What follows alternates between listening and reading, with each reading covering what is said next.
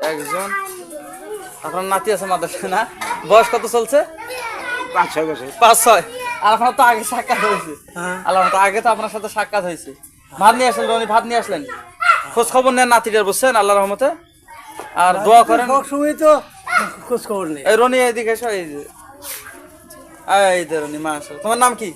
মোহাম্মদ রনি। রনি, তুমি কি পড়ো এখন? সবজি আমপাড়া। আমপাড়া, মাশাআল্লাহ। কটা সূরা মুখস্থ আছে? 5টা না 10টা? 6-7টা। 6 থেকে 7টা। প্রিয় দর্শক, এটা একটা ছাত্রের ভুল। মানে ছাত্রের ভুল বলতে অমনোযোগ। কয়টা সূরা মুখস্থ? আমি অধিকাংশ মাদ্রাসায় যাই, জিজ্ঞাসা করি, বাবা মাখরাজ কয়টা পড়ছেন? মনে নেই। তো এখন এই যে পৃষ্ঠা নাম্বার কত মনে নেই, কত নং পাঠ মনে নেই। তো এইরকম হওয়া যাবে না। তো এরকম থেকে আপনারা আজকের ভিডিও থেকে সবাই বাচ্চা কাচ্চাদেরকে ইনশাল্লাহ সেভাবে সতর্ক রাখবেন। আমরা চেষ্টা করবো ইনশাল্লাহ পৃষ্ঠা নম্বর এবং পড়া পাঠ নম্বর সমস্তগুলো যখন যেটা ধরা হয় না, কি বলে না, ওই খুব সুন্দর আগাইছে, বুঝছেন, সিয়াম। আল্লাহর মতো খোঁজ খবর রাখবেন, মাদ্রাসায় বেশি বেশি রাখবেন। মানে খালি ভাতটা সময় মতন দিয়ে যাবেন, পারবেন না ইনশাল্লাহ?